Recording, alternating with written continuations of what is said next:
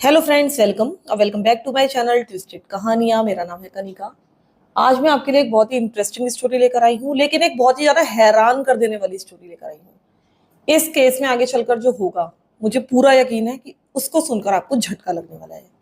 तो सीधा चलते हैं हम आज के केस की तरफ। ये केस है नाडिया मेडले का, जिसका जन्म हुआ था जर्मनी में और उसका जन्म हुआ था 5 दिसंबर 1969 के दिन। वो बाद में यूएस मूव कर गई थी, लेकिन उसकी बाकी फैमिली, उसकी माँ, ये सब लोग जर्मनी में ही रह गए थे, यानी कि ये अकेले ही यूएस शिफ्ट हुई थी। ये यूटा चली गई थी। वहां पर इसने अपनी खुद की जिंदगी खुद ही शुरू की, यानी कि अपने आप ही अपनी जिंदगी बनाई, आगे बढ़ाई। और यहाँ जाकर वो एक व्यक्ति से मिली जिसका नाम था टॉड मेडले। ये लोग दोनों ही एक पेट स्टोर में साथ में काम किया करते थे और इन दोनों को ही जानवरों से बहुत ज्यादा प्यार था, यानी कि ये एनिमल लवर्स थे। ये लोग कैंपिंग करना पसंद करते थे, ये लोग साथ में वक्त गुजारना पसंद करते थे और इसी कारण से इन्होंने धीरे धीरे डेट करना शुरू कर दिया। धीरे धीरे ये काफी नजदीक आते गए और इन्होंने इवेंचुअली शादी कर ली 2002 में। बाद में इनकी साथ में एक बेटी हुई जिसका नाम इन्होंने रखा पेटन। इसके बाद 9 साल के बाद यानी कि 2011 में इनका एक और बच्चा हुआ साथ में, लेकिन अनफॉर्चुनेटली इस बार ये जो बच्चा था बच नहीं पाया, उसकी मौत हो गई। नाडिया के लिए इस चीज से डील करना बहुत ज्यादा मुश्किल हो रहा था। वो बहुत ज्यादा परेशान थी अपने इस लॉस के कारण। वो धीरे धीरे इस दुख से बाहर आ ही रही थी, लेकिन 3 सालों के बाद यानी कि 2014 में उसके पति यानी टॉड की भी मौत हो गई। टॉड की जो मौत थी वो हार्ट अटैक के कारण हुई थी, लेकिन बाद में नाडिया ने अपनी एक फेसबुक पोस्ट में रिवील किया था कि इनका जो रिलेशनशिप था, यानी कि इसका और टॉड का, वो बहुत अच्छा नहीं था। बिहाइंड द सीन्स जो टॉड था वो फिजिकली अब्यूजिव था। मतलब जब से इनकी शादी हुई थी तब से ये फिजिकली इसको अब्यूज करता आ रहा था। और साथ ही इसी फेसबुक पोस्ट में उसने ये भी रिवील किया कि उसके जो स्टेप फादर थे उन्होंने इसको सेक्सुअली अब्यूज किया था जब ये बच्ची थी। अब टॉड की मौत के बाद ये जो सारा समय था ये बहुत ही ज्यादा मुश्किल था नाडिया के लिए। भले ही इनके कितने भी प्रॉब्लमेटिक रिलेशनशिप्स रहे हों, लेकिन टॉड के कारण कम से कम इनका घर अच्छे से चल रहा था। लेकिन जिस दौरान टॉड की मौत हुई उस दौरान वो कोई भी काम नहीं कर रहा था और इस कारण से इसके पास कोई भी पैसे बचे हुए नहीं थे जिससे ये अपना कुछ दिन का खर्चा चला सकती। तो अब ये एक सिंगल मॉम बन चुकी थी जिसे अपनी बेटी की भी देखभाल करनी थी और साथ ही घर का खर्चा भी चलाना था, वो भी खुद ही। इधर जैसे कि मैंने आपको बताया कि इसकी जो अपनी फैमिली थी वो जर्मनी में थी और जितने भी इसके इन लॉज थे वो इंटर स्टेट रहा करते थे, यानी कि दूसरे स्टेट में रहा करते थे। तो यानी कि यूटा में सिर्फ ये और पेटन रहा करते थे और इसके लिए ये सारा का सारा जो समय था ये बहुत ज्यादा डिफिकल्ट था और इससे निकलना उसके लिए काफी मुश्किल साबित हो रहा था। इस समय तक जो पेटन थी वो 12 ईयर्स ओल्ड हो चुकी थी, लेकिन अगर देखा जाए तो ये दोनों ही एक दूसरे के लिए फैमिली थी, यानी कि फैमिली का और कोई भी मेंबर इनके लिए अवेलेबल था ही नहीं। अब क्योंकि इन्होंने शुरू से ही एक दूसरे को ही देखा, यानी स्पेशली इसकी बेटी ने, पेटन ने, तो ये लोग एक दूसरे के काफी क्लोज आ चुके थे। इनका जो बॉन्ड था वो बहुत ही ज्यादा स्ट्रांग था। वो लोग सुपर क्लोज थे और ऐसा नहीं लगता था कि वो माँ बेटी है, बल्कि वो फ्रेंड्स जैसे नजर आते थे। इन दोनों को ही एनिमल से बहुत ज्यादा प्यार था। वो लोग साथ में पिकनिक्स में जाते थे और उनके पास बहुत ढेर सारे एनिमल्स थे। उनके पास डॉग्स थे, कैट्स थे, रैबिट्स थे, गिनी पिग्स थे, गोट्स थे, चिकन थे, फिश थे, बर्ड्स थे और यहाँ तक कि इनके पास एक स्नेक भी था। तो इनके फ्रेंड्स इनको कहकर चिढ़ाते थे कि किसी भी जानवर का नाम लो, शायद इनके पास वो जानवर, वो एनिमल निकल आएगा। तो ऑब्वियसली इन दोनों को ही एनिमल से बहुत ज्यादा प्यार था। लेकिन साथ ही ये भी बताया जाता है कि जो पेटन थी यानी कि नाडिया की बेटी, वो एक बहुत ही काइंड हार्टेड, एक बहुत ही अच्छी लड़की थी। मतलब इतनी अच्छी लड़की ढूंढना आज के जमाने में बहुत ही मुश्किल है, ऐसा इसके फ्रेंड्स कहा करते थे। उसके चेहरे पर हमेशा स्माइल रहा करती थी। वो एक बहुत ही ब्राइट और इंटेलिजेंट लड़की थी और साथ ही ये भी बताया जाता है कि वो एक अच्छी राइटर भी थी। पेटॉन की अपने स्कूल की जो बुक्स होती हैं उसमें 2 स्टोरीज पब्लिश हो गई थी और ऐसा लगता था कि वो आगे चलकर एक राइटर बनने का सपना देख रही है। इधर जो नाडिया थी उसको भी अपनी बेटी पर बहुत ही ज्यादा गर्व था। वो हर समय अपनी बेटी की पिक्चर्स और अपनी पिक्चर्स फेसबुक पर पोस्ट करती रहती थी और साथ ही पेटॉन के बारे में भी अच्छी अच्छी पोस्ट लिखा करती थी। उसने अपनी इस पोस्ट में लिखा था कि मेरी जो बेटी है वो एक बहुत ही सेंसिटिव और क्रिएटिव राइटर है। भले ही उसने अपनी जिंदगी में बहुत सारी एडवर्सिटी देखी है, बहुत सारी नेगेटिविटी देखी है, लेकिन वो बहुत ज्यादा कंपैशनेट है। और साथ ही उसने ये भी लिखा था कि वो एक अच्छी राइटर है। उसकी स्कूल के लिटरेरी पब्लिकेशन में उसकी स्टोरीज पब्लिश हुई हैं, जो कि एक बहुत ही बड़ा अचीवमेंट है, क्योंकि बहुत कम बच्चों की जो इस तरह की स्टोरीज होती हैं वो पब्लिश होती हैं। इसी पोस्ट में इसने ये भी बताया था कि इसकी बेटी पेटन ने एक अपना यूट्यूब चैनल भी शुरू किया है जिसका नाम है पेटन टाइगर। ये जो सारी पोस्ट थी इसका एक ही मकसद था कि उसको अपनी बेटी के अचीवमेंट्स को दिखाना था, दुनिया के सामने दिखाना था कि हाँ वो अच्छा कर रही है। इसको हम एक एनकरेजमेंट के रूप में भी मान सकते हैं। इसने इसमें ये बताया था कि ये जो पेटन टाइगर नाम का चैनल है, इसमें इसकी बेटी यानी कि पेटन चैलेंजेस वगैरह करेगी, व्लॉग्स करेगी और बहुत सारी डिफरेंट चीजें ये लोग माँ बेटी साथ में भी मिलकर करेंगे, जो कि इस चैनल पर अवेलेबल है और आप अभी भी देख सकते हैं। ये चैनल अभी भी है और इसमें अराउंड 68 सब्सक्राइबर्स हैं। मैंने इसको जाकर चेक किया था और लोगों के कमेंट्स वगैरह पढ़े थे, और वो क्या कमेंट्स थे वो आप खुद देख लीजिएगा वीडियो को देखने के बाद। अभी मैं नहीं बताना चाहूंगी कि वो कमेंट्स क्या थे। तो इस चैनल पर पेटन बहुत कुछ करती थी, मेकअप करती थी अपना, साथ ही अपनी माँ का फेस पेंट कर रही है, कभी कुछ कर रही है, कभी कहीं घूमने जा रही है, व्लॉगिंग कर रही है। तो इस तरह की चीजें इसके जो यूट्यूब चैनल है उसमें अवेलेबल है। तो जो नादिया थी उसको एक मसाज थेरेपिस्ट के रूप में काम मिल गया था, और ये मिला था इसको एक मेडिकल स्पा में, और ये स्पा था ऑक्टन यूटा में। नाडिया को यूटा से बहुत ज्यादा प्यार था। उसको ग्राउंडेड रहना, या हम कह सकते हैं कि नेचर के करीब रहना बहुत ज्यादा पसंद था। उसको नेचर से बहुत ज्यादा लगाव था, उसको आउटडोर्स जाना पसंद था। और यूटा अपने आप में बहुत ही ब्यूटीफुल जगह है, उसके आउटडोर्स बहुत ज्यादा ब्यूटीफुल हैं। और साथ ही ऐसा बताया जाता है कि नाडिया अथीस्ट थी, और इसके बारे में वो बहुत ज्यादा ओपन भी थी। वो हमेशा फेसबुक पर इस बारे में पोस्ट करती रहती थी। अब ये जो यूटा नाम की जगह है ये एक बहुत ही रिलीजियस प्लेस है। अगर आप रिसर्च करेंगे तो पाएंगे कि यूएस में जितने भी रिलीजियस लोग हैं उनमें से ज्यादातर नंबर यानी कि हाईएस्ट नंबर यूटा में ही रहते हैं। तो ये उसके लिए एक बहुत ही वियर्ड कॉन्ट्रास्ट रहा होगा कि वैसे तो वो अपने फ्रेंड्स के बहुत ज्यादा क्लोज है, उसको नेचर से भी प्यार है, ये जगह उसको पसंद है, लेकिन साथ ही यहाँ के लोग बहुत ज्यादा रिलीजियस हैं। इसके बारे में उसने एक फेसबुक पोस्ट भी लिखा था। इसमें इसने लिखा था कि यूटा में रहना वियर्ड है क्योंकि यहाँ पर हर कोई रिलीजियस है। तो इस तरह की फीलिंग्स उसके अंदर आती रहती होंगी कि वो एक अथीस्ट है और वो लोगों के साथ बहुत ज्यादा घुल मिल नहीं पाती होगी। लेकिन इस तरह की फीलिंग्स रखना यानी कि अथीस्ट होना और साथ ही इस जगह से प्यार करना, आउटडोर से प्यार करना, उसकी फ्यूचर रिलेशनशिप में उसके काम आने वाला था। क्योंकि जब एक दिन वो अपने काम पर थी तो वो एक व्यक्ति से मिली जो कि अपने 50s में था। वो यहाँ पर एक मसाज करवाने के लिए आया था और उसका अपॉइंटमेंट नाडिया के साथ हुआ। अब ये जो व्यक्ति था वो बहुत ज्यादा चार्मिंग था, उसकी एक ग्रेट प्रेजेंस थी, उसकी ग्रेट पर्सनैलिटी थी, और जो नाडिया थी वो भी एक रिलेशनशिप के लिए इस समय थोड़ा सा इंतजार कर रही थी कि उसको भी किसी न किसी रिलेशनशिप में जाना ही था। वो अपने हस्बैंड की मौत के बाद कभी भी किसी भी रिलेशनशिप में नहीं गई थी। अब जब ये इस व्यक्ति से मिली तो इंस्टेंटली उसकी तरफ अट्रैक्ट हो गई। अब इन लोगों ने आपस में बातचीत करना शुरू कर दिया। बातचीत में इसको पता चला, यानी नाडिया को पता चला कि वो भी एक अथीस्ट है और उसकी भी लाइफ में बहुत ही ज्यादा सिमिलर वैल्यूज हैं नाडिया की तरह ही। इन दोनों को ही आउटडोर्स बहुत ज्यादा पसंद था, कैंपिंग करना पसंद था, हाइकिंग करना पसंद था, और दोनों ही नेचर लवर्स थे। इस व्यक्ति का नाम था माइक बोलिंगर। ये एक प्राइवेट पायलट के रूप में काम करता था, यानी कि इसको प्राइवेट बुकिंग्स मिलती थी फ्लाइट्स की, और इनको लेकर ये ऑल ओवर द कंट्री जाया करता था। तो यानी कि ये ठीक ठाक पैसा कमा रहा था। साथ ही ये भी पता चला कि ये सिंगल था और ये पिछले 10 सालों से डिवोर्सी की लाइफ जी रहा था।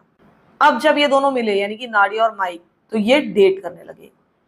नाडिया को बहुत ज्यादा स्पेशल फील होता था जब ये माइक के साथ होती थी, लेकिन इसकी जो बेटी थी पेटन, ऐसा बताया जाता है कि इसको भी माइक का साथ बहुत ज्यादा पसंद आने लगा था। इसको अच्छा लग रहा था कि इसकी माँ इस व्यक्ति को डेट कर रही है। यानी कि पेटन भी इन दोनों के साथ अच्छा खासा टाइम स्पेंड करती थी और तीनों की अच्छी खासी जम रही थी आपस में। माइक इन दोनों को यानी कि नाडिया को और पेटन को साथ में ले जाया करता था डिनर्स के लिए, रोडियो के लिए, कॉन्सर्ट्स के लिए, हाइक्स के लिए। ये लोग कैंपिंग ट्रिप्स के लिए जाते थे। ये लोग येलोस्टोन नेशनल पार्क गए थे साथ में। साथ ही ये लोग कई बार पेटन को स्कूल से पिक करने के लिए भी जाते थे। साथ ही कई बार बताया जाता है कि ये लोग लंच में साथ गए। इसने पेटन को शूट करना सिखाया। साथ ही इसने बहुत सारे वीडियोस भी पोस्ट किए हैं लोगों के साथ में टाइम स्पेंड करते हुए फेसबुक पर।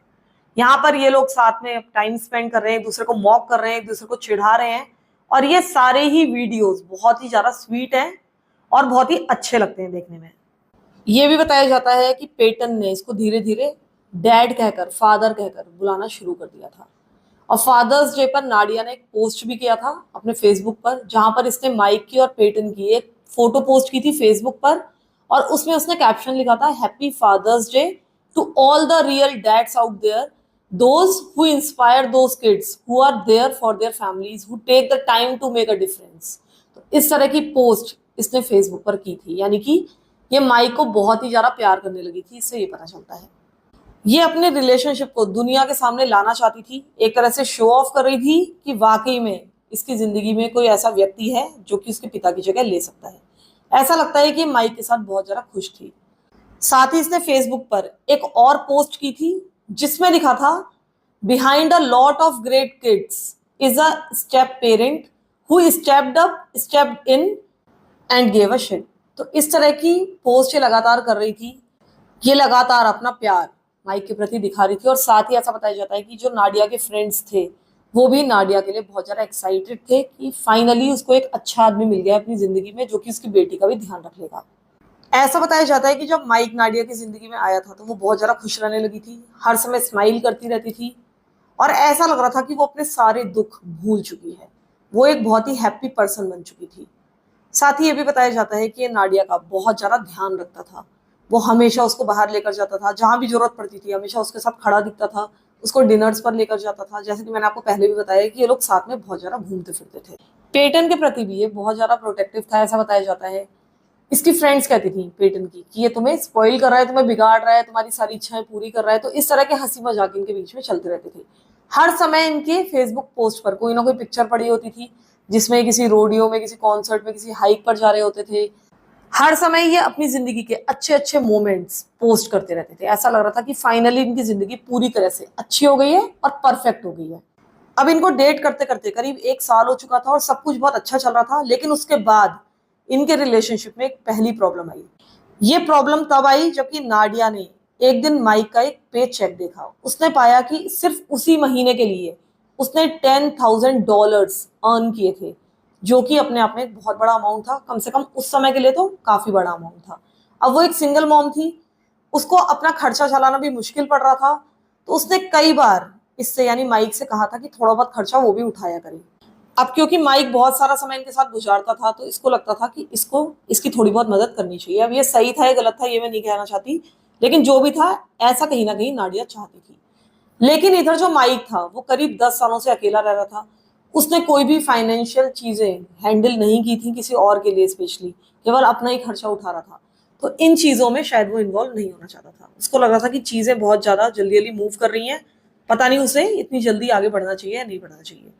इस कारण से उसने इसके साथ यानी कि नाडिया के साथ ब्रेकअप कर लिया और वो उस शहर को भी छोड़कर चला गया। वो चला गया था बोइजी, ओहायो, और उसने वहां पर एक 1.5 एकड़ की रैंच खरीद ली थी। और जिस जगह पर ये जाकर अब बस गया था उसका नाम था कॉल्डवेल। ये बोइजी से करीब 30 मिनट्स की दूरी पर थी, यानी कि ड्राइव पर थी। लेकिन ये और नाडिया यानी कि माइक और नाडिया लगातार आपस में बात किया करते थे, और ऐसा नहीं लगता कि डिस्टेंस के कारण यानी कि इनका जो ब्रेकअप हो गया था, साथ ही जो डिस्टेंसेस बढ़ गए थे, इससे इनका रिलेशनशिप खत्म हो गया था, ऐसा बिल्कुल नहीं लगता है। बल्कि धीरे धीरे ये लोग वापस एक दूसरे के नजदीक आने लगे थे और फाइनली एक बार फिर से इनका पैचअप हो चुका था। अब इस बार माइक चाहता था कि उसको यानी नाडिया को और पेटन को ये पता चल जाए कि इस बार वो डरा हुआ नहीं है किसी भी रिलेशनशिप को लेकर, बल्कि वो सीरियस है और कमिटमेंट करना चाहता है। तो उसने इस बार नाडिया और पेटन को अपने घर पर बुलाया, यानी कि उस रैंच पर बुलाया जिसमें वो रह रहा था, और उसने कहा कि आकर मेरे साथ रहो। वो जो रैंच थी जो कि उसने अभी हाल ही में खरीदी थी कॉल्डवेल में, जिसके बारे में मैंने आपको बताया।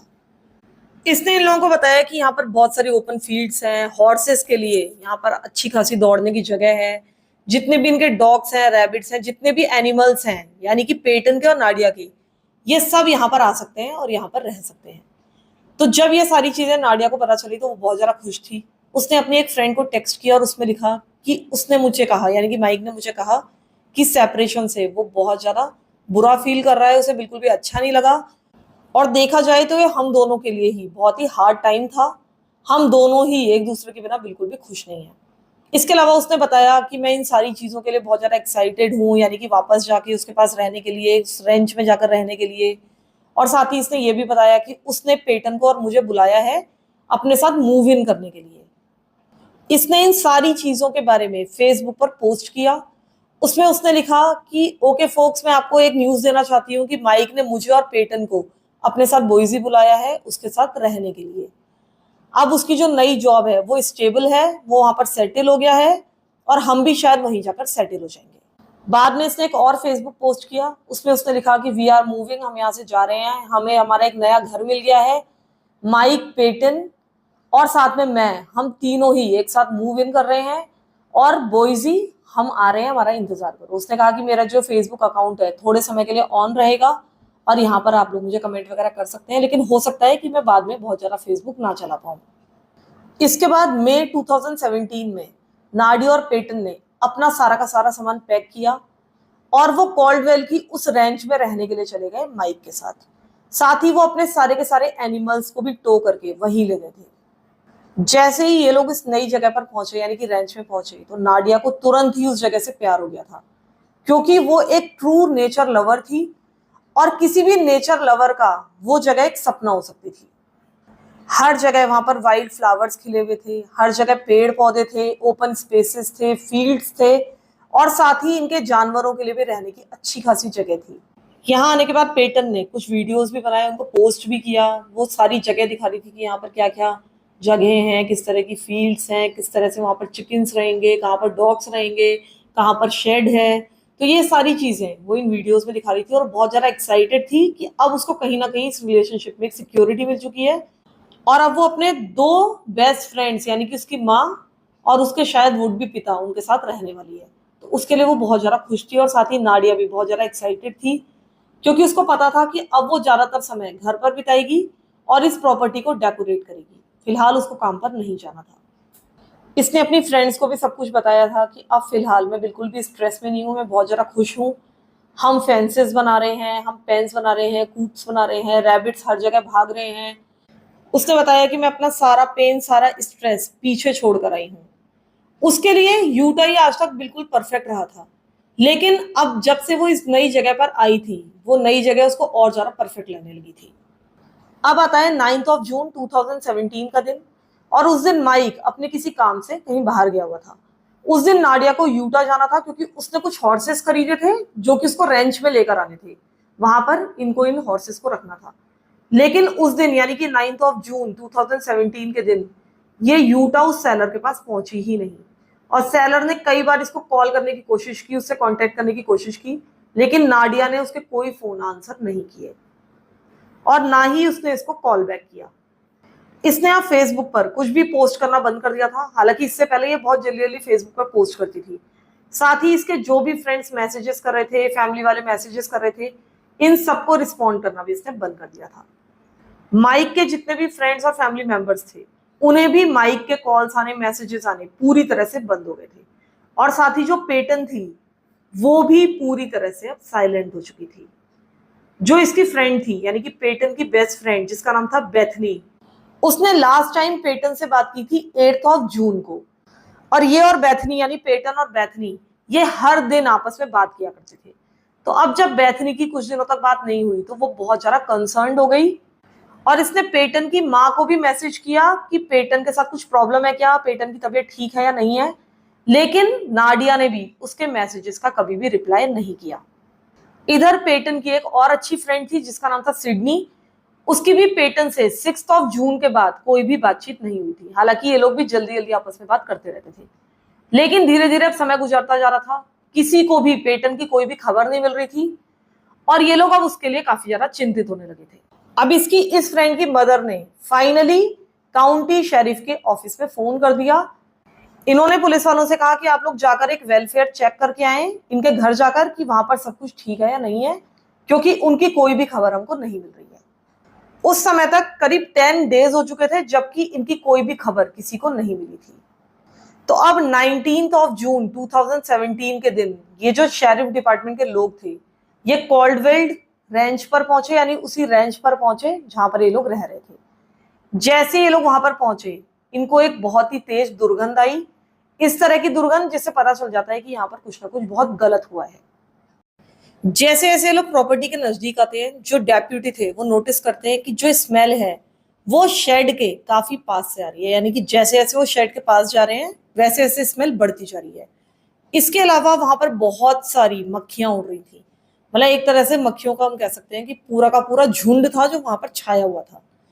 जैसे ही ये लोग उस शेड के अंदर एंटर हुए, इन्होंने पाया कि फर्श पर ब्लू टार्प पड़ा हुआ है, यानी कि ब्लू कलर का तिरपाल वहां पर पड़ा हुआ था। और जैसे ही उस तिरपाल को, उस टार्प को हटाया गया, तो उसके नीचे से 3 डेड बॉडीज मिली। इन तीनों के ही सरों पर गोलियां मारी गई थी एग्जीक्यूशन स्टाइल में।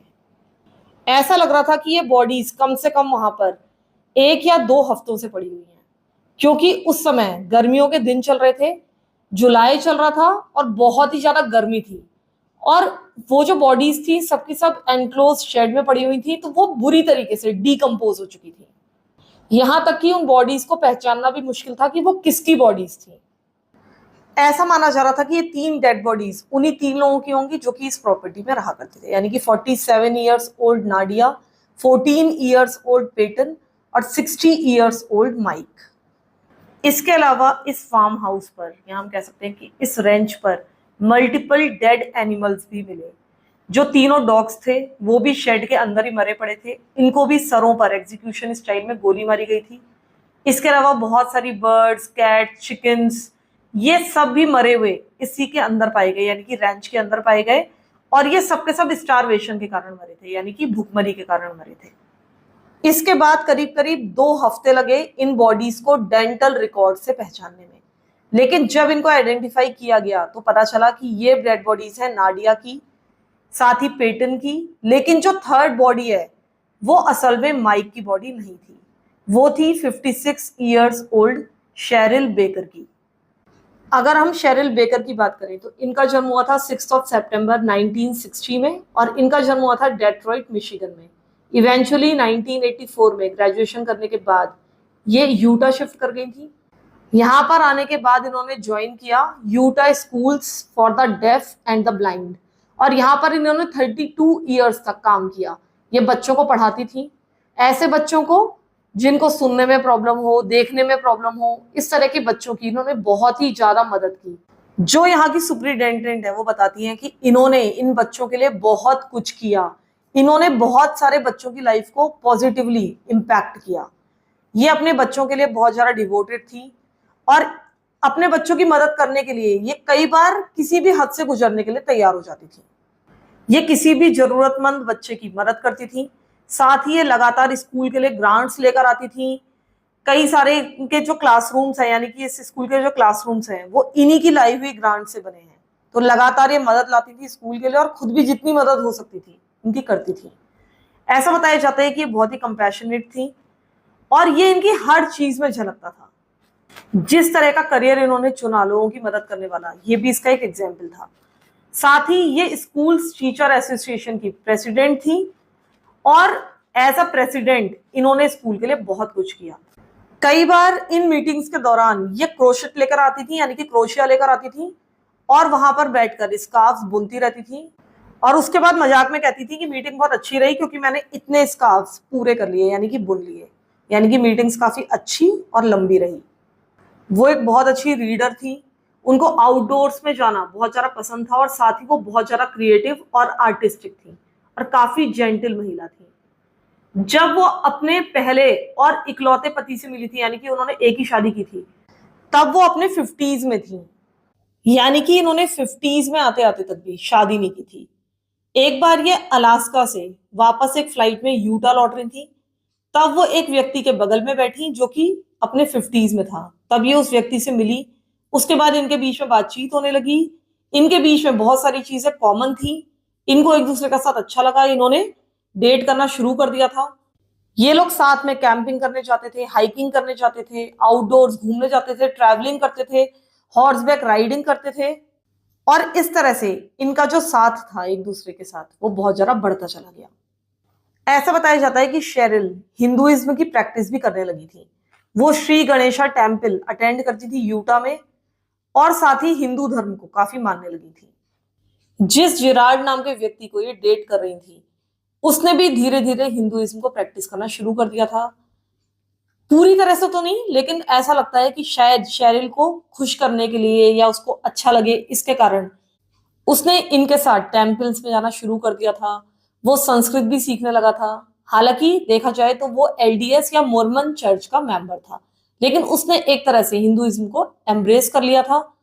इसके अलावा भी इनके बहुत सारे कॉमन इंटरेस्ट थे, इसीलिए इसके फ्रेंड्स यानी शेरिल के फ्रेंड्स अक्सर कहा करते थे कि वैसे तो ये दोनों एक दूसरे के बिल्कुल अपोजिट हैं और अपोजिट अट्रैक्ट्स, इस कारण से ही एक दूसरे के पास आए हैं, लेकिन अब एक दूसरे की जितनी भी आदतें हैं उनको अपनाते जा रहे हैं। इसके अलावा ये भी बताया जाता है कि जिराल्ड को मोटरसाइकिल्स का बहुत ज्यादा शौक था। वो एक बहुत ही अच्छा मोटर बाइक राइडर था और साथ ही वो एक बहुत ही स्किल्ड आउटडोर्स मैन था।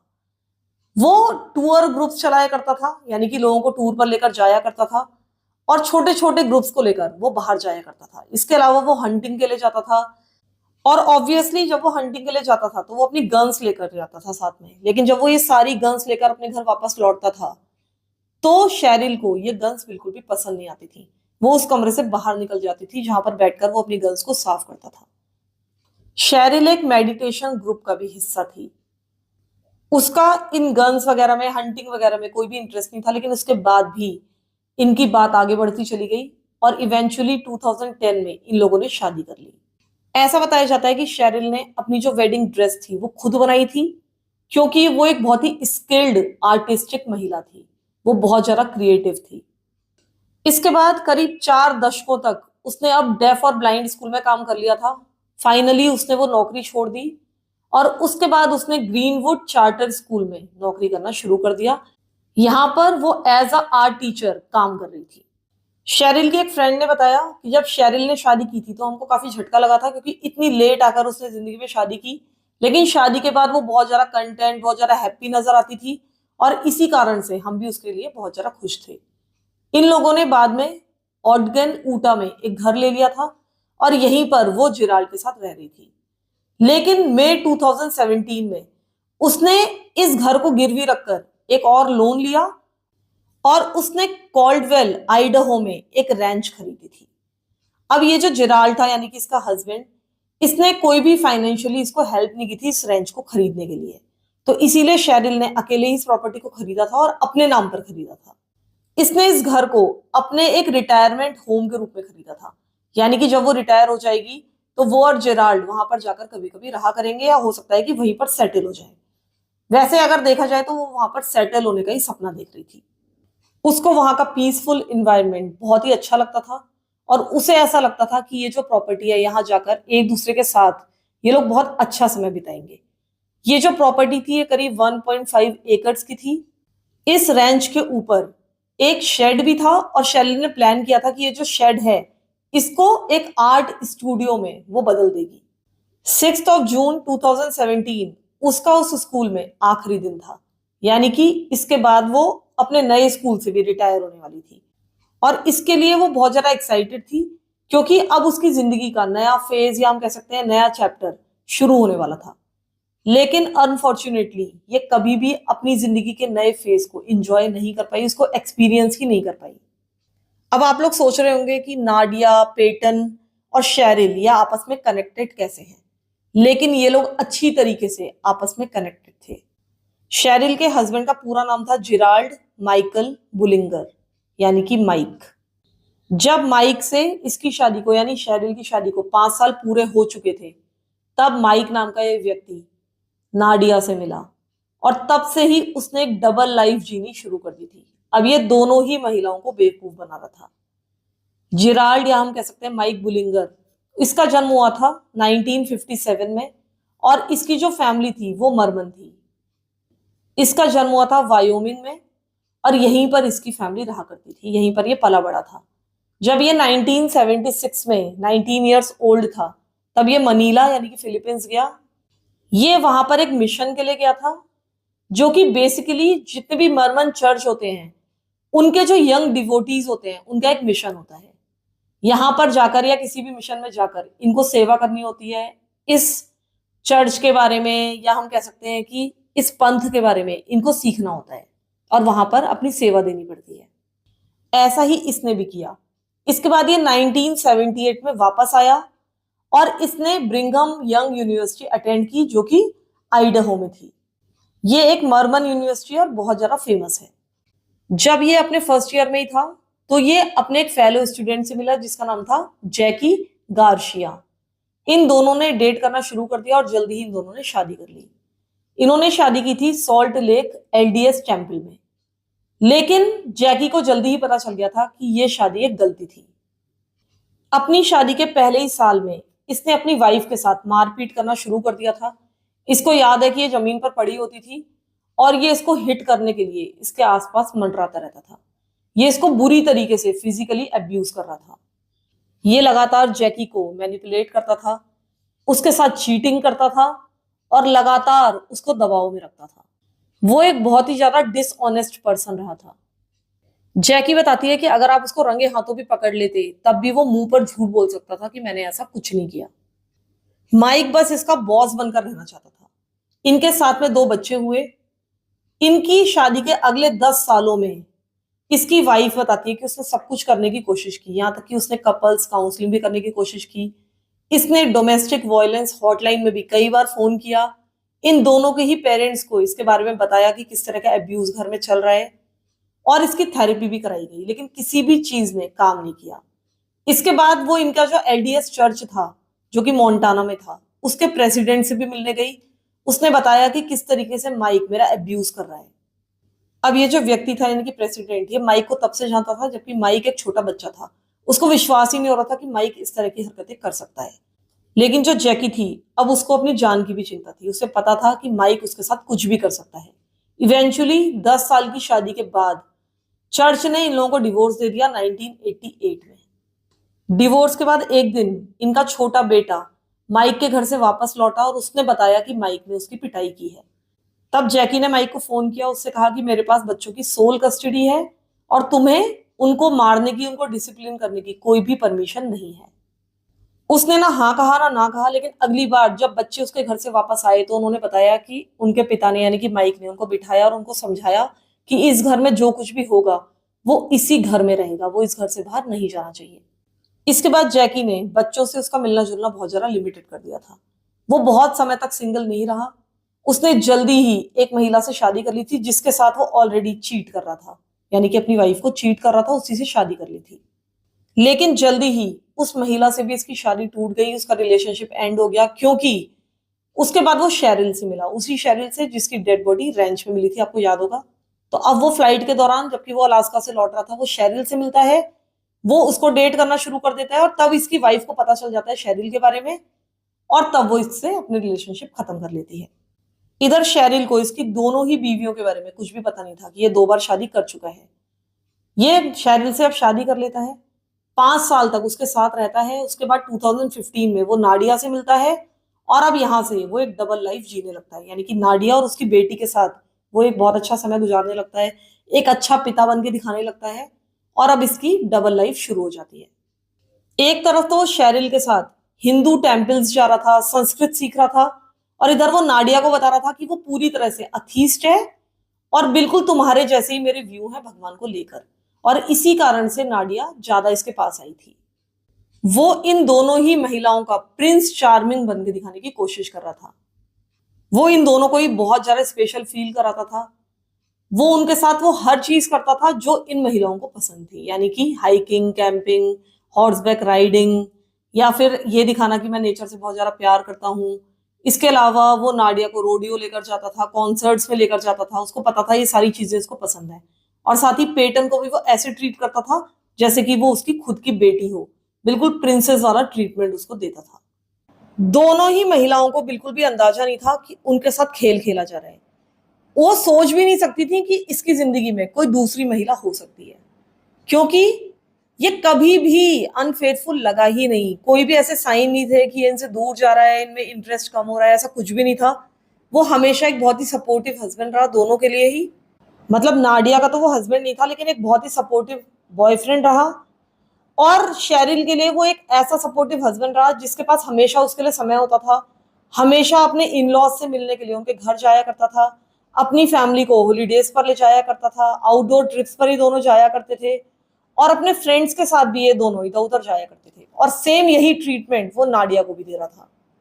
नाडिया के एक फ्रेंड का कहना है कि नाडिया कभी भी इसके इतने करीब ना आती अगर उसको पता होता कि इसकी पहले से ही एक वाइफ है, क्योंकि उसके बहुत ही हाई मॉरल्स थे।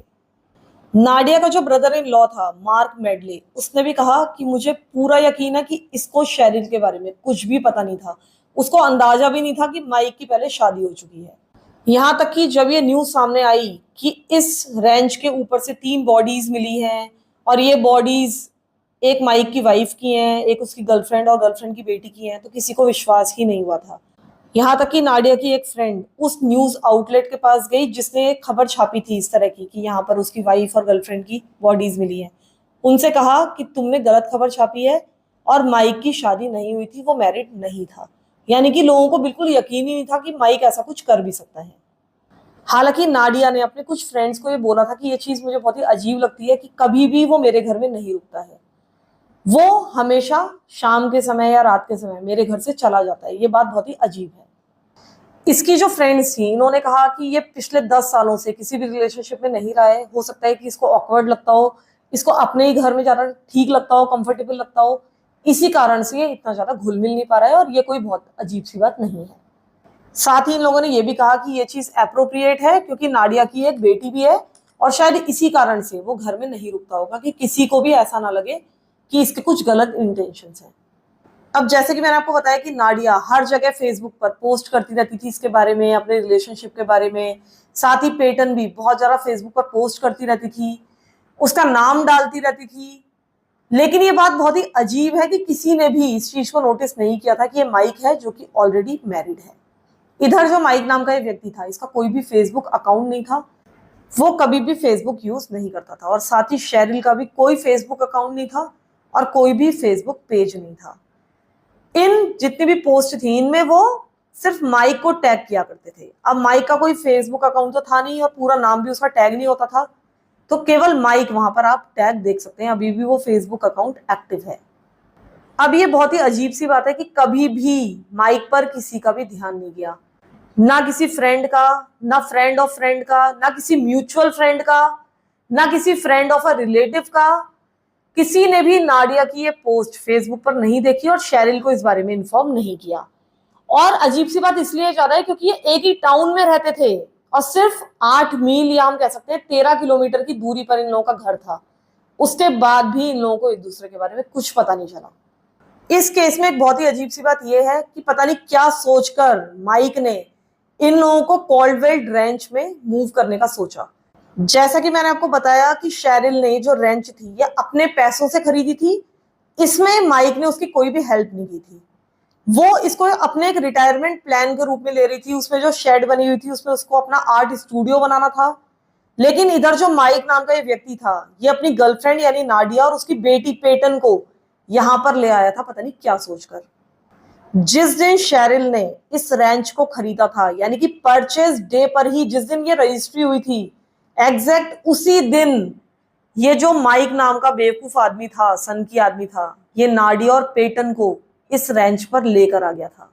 और इसने शेरिल से ये कह दिया था, यानी अपनी वाइफ से ये कहकर आया था कि अब मैं एक ट्रेलर में जाकर रहूंगा इस प्रॉपर्टी में ताकि मैं इसकी देखभाल कर सकूं। मैं वहां जाऊंगा, इसको फिक्स अप करूंगा, उसको ठीक करूंगा और बाद में तुम यहाँ पर आना और यहाँ का जो घर है उसको हम बेचकर फिर वहीं पर मूव कर जाएंगे। अब पता नहीं उसके दिमाग में क्या बेवकूफी चल रही थी, ये कुछ नहीं पता। लेकिन अपनी वाइफ को झूठ बोलकर ये अपनी गर्लफ्रेंड और अपनी बेटी के साथ, अपनी सो कॉल्ड बेटी के साथ यहाँ पर शिफ्ट हो चुका था। इधर जो शेरिल थी इसने अपना घर बेच दिया था, आराम से इसका घर बिक गया था और इसके बाद इसने डिसाइड किया था कि अब मैं कॉल्डवेल में उस रेंच पर जाकर रहूंगी।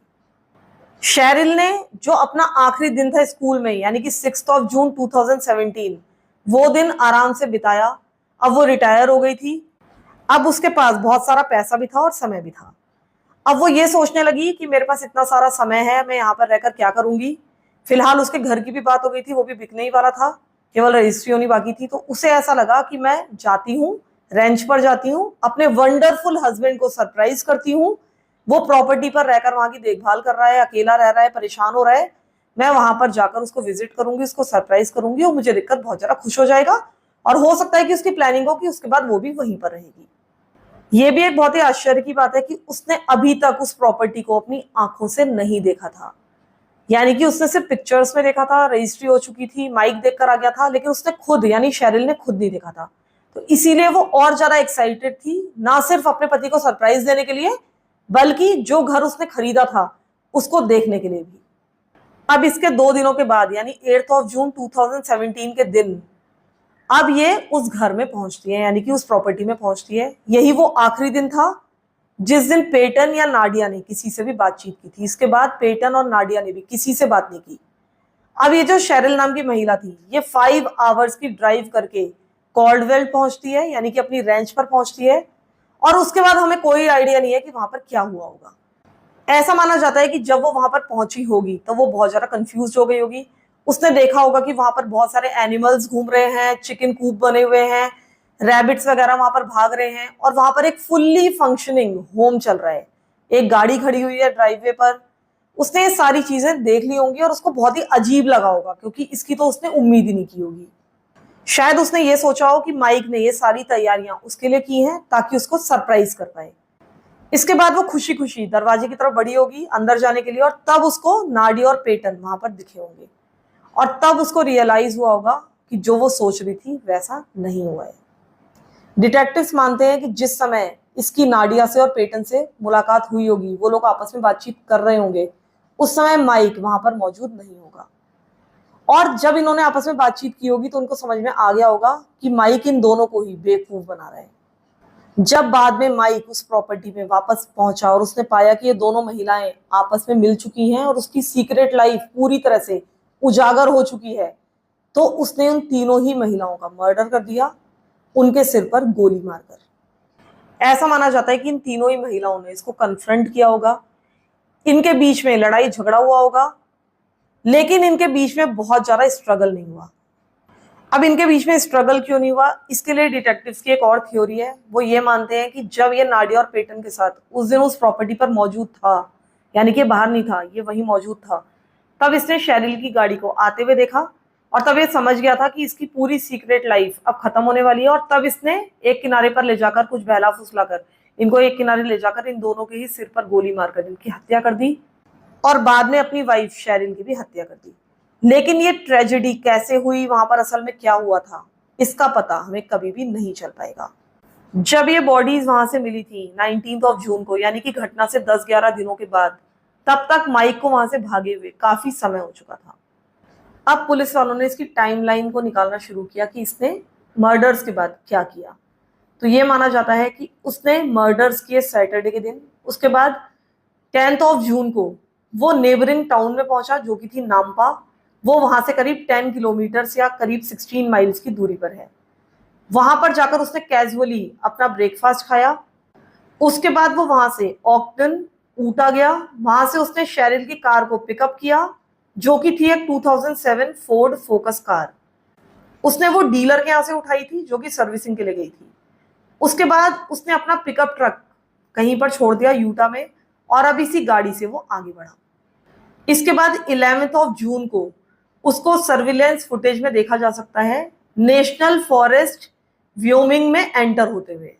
वो 11 ऑफ जून को इस फॉरेस्ट में एंटर हुआ था, और उसी दिन शेरिल की फ्रेंड्स को एक टेक्स्ट मैसेज रिसीव हुआ था शेरिल की तरफ से, जिसमें लिखा था take care of my dogs, I don't know if I am coming back.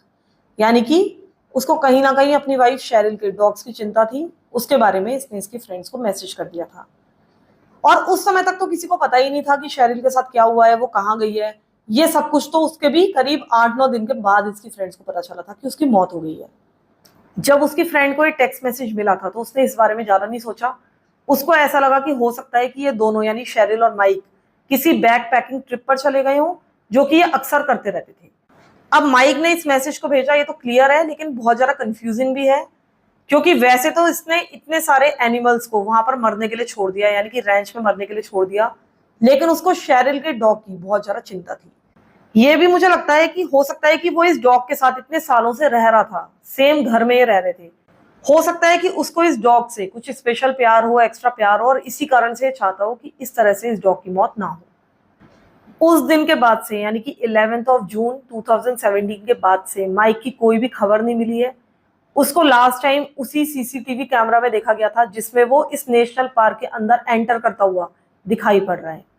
बाद में ये कार जिसमें माइक बैठकर इस पार्क के अंदर एंटर हुआ था, यानी कि फोर्ड फोकस कार, वो इसी फॉरेस्ट के अंदर पैसिफिक क्रीक कैंप ग्राउंड में पार्क की हुई मिल गई थी, जो कि एक बहुत ही ज्यादा रिमोट कैंप ग्राउंड माना जाता है। लेकिन माइक कहीं भी नहीं था। उसके आसपास बहुत ज्यादा तलाश की गई, पुलिस डॉग से, हेलीकॉप्टर से, इंफ्रारेड टेक्नोलॉजी से, लेकिन माइक का कभी भी कोई भी ट्रेस नहीं मिला। आज तक उसका कोई भी ट्रेस नहीं मिला है। कभी कभी पुलिस वालों को कोई कोई टिप मिल जाती थी, जैसे कि कुछ वर्कर्स ने बताया था एक रिक्रिएशनल सेंटर के, जो कि इसी नेशनल पार्क के अंदर था, कि उन्होंने एक व्यक्ति को देखा है जो बिल्कुल माइक के जैसा लग रहा है, और उसका जो टेंट है वो यहाँ से सिर्फ 2 घंटों की दूरी पर है। लेकिन बाद में जब उसकी जांच की गई तो कोई भी व्यक्ति वहां पर नहीं मिला, यानी कि माइक का कोई भी नामो निशान वहां से नहीं मिला। इसके अलावा भी बहुत सारी साइटिंग्स की इंफॉर्मेशन मिली अलग अलग लोगों से, लेकिन ये साइटिंग्स कभी भी कंफर्म नहीं हो पाई। कुछ लोग ये भी मानते हैं कि वो किसी तरीके से हिच हाइक करके इस पार्क से बाहर निकल गया होगा, और हो सकता है कि वो किसी और जगह अपनी एक नई जिंदगी जी रहा हो। और कुछ लोग ये भी मानते हैं कि शायद वो अपनी जान लेने के लिए ही इस पार्क के अंदर एंटर हुआ था। हो सकता है कि उसकी यहाँ पर मौत हो गई हो। कुछ लोग मानते हैं कि उसको कोई जानवर खा गया होगा। कुछ लोग ये मानते हैं कि उसने किसी और महिला को मैनिपुलेट कर लिया होगा, उस महिला ने इसको अपने साथ रख लिया होगा। हो सकता है कि वो अपने पायलट का जो लाइसेंस था उसको यूज करके कोई जॉब कर रहा हो सकता है कि वो कंट्री से बाहर जाने में कामयाब हो गया हो।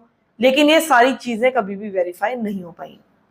ज्यादातर लोग ये बात मानने के लिए तैयार नहीं है कि उसने अपनी खुद की जान ले ली होगी, क्योंकि ऐसा लगता नहीं है कि वो इस तरह का व्यक्ति रहा होगा जो कि अपनी खुद की जान ले ले किसी भी दबाव में आकर। वो एक बहुत ही सेल्फिश व्यक्ति नजर आता है। पुलिस वालों का कहना है कि हम अपनी इन्वेस्टिगेशन तब तक बंद नहीं करेंगे जब तक हमें ये पूरा यकीन ना हो जाए कि माइक की मौत हो चुकी है, इसके कोई सबूत ना मिल जाए। इसके अलावा जो नाडिया के ब्रदर इन लॉ हैं, यानी कि मार्क मेडले, उन्होंने बताया कि उनकी नीस के साथ उनके वापस रिलेशनशिप होने शुरू हो गए थे, अच्छे इनके संबंध होने शुरू हो गए थे। ये लोग इनसे मिलने जुलने लगे थे, यानी कि नाडिया से और पेटन से, और उससे 2 साल पहले ये मिलने भी गए थे। धीरे धीरे इनकी नीस इन पर भरोसा करने लगी थी, इनके कांटेक्ट में रहने लगी थी, और दोनों फैमिलीज के संबंध वापस अच्छे हो रहे थे। लेकिन इस बीच ही ये हादसा हो गया, और इस हादसे पर हमें विश्वास ही नहीं होता है कि पेटन जैसी लड़की के साथ कोई ऐसा भी कर सकता है। इनका ये जो फेसबुक पेज है ये अभी भी देखा जा सकता है। जो पेटन का यूट्यूब चैनल है वो भी अभी भी एक्टिव है। उसमें करीब 68 सब्सक्राइबर्स हैं। जैसे कि मैंने आपको पहले भी बताया कि उसमें अभी भी वीडियोस हैं, और उनको देखकर लगता है कि पेटन कितनी फुल ऑफ लाइफ थी, कितनी ज्यादा एक्साइटेड थी अपनी जिंदगी को लेकर, और वो अपनी जिंदगी में कितना कुछ करना चाहती थी। 4 जून 2017 के दिन इसने अपने फेसबुक पर एक स्टेटस डाला था, अपना लास्ट स्टेटस, जो कि एक सर्वे था 34 क्वेश्चंस का, और उनमें से एक क्वेश्चन था last thought before going to bed. इसका आंसर इसने दिया था लाइफ इज गुड।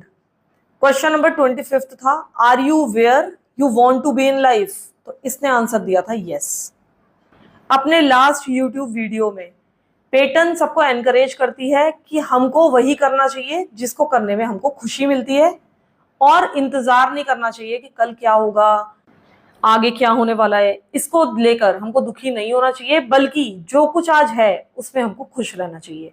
जो करने में हमको खुशी मिले हमको वही करना चाहिए।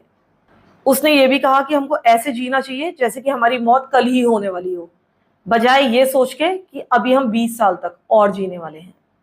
तो फिलहाल के लिए इतना ही, इस केस में इतनी ही जानकारी उपलब्ध है। आप लोग बताइएगा कि आज का ये केस आपको कैसा लगा, और इस केस के बारे में आप क्या सोचते हैं। मुझे पूरी उम्मीद है कि ये केस आपको काफी डिफरेंट लगा होगा, और कहीं ना कहीं इस केस को सुनते हुए आपको झटका भी लगा होगा, जब आपको पता चला होगा कि जो माइक था वो पहले से शादीशुदा था, और असल में उसने 3 बार पहले शादियां कर ली थी नाडिया से मिलने से पहले। तो प्लीज कमेंट करके अपने विचार जरूर बताइए। कभी कभी जो स्टोरी होती है वो यूट्यूब में अटक जाती है, तो 1-2 दिन बाद आती है, तो उसको बियर कर लीजिए। और साथ ही जो मेरा दूसरा चैनल है उसको भी सब्सक्राइब कर लीजिए, उसमें लगातार स्टोरीज आ रही हैं, उसको भी अपना प्यार और ज्यादा दीजिए। तब तक के लिए thank you so much for listening to my stories. Thank you so much.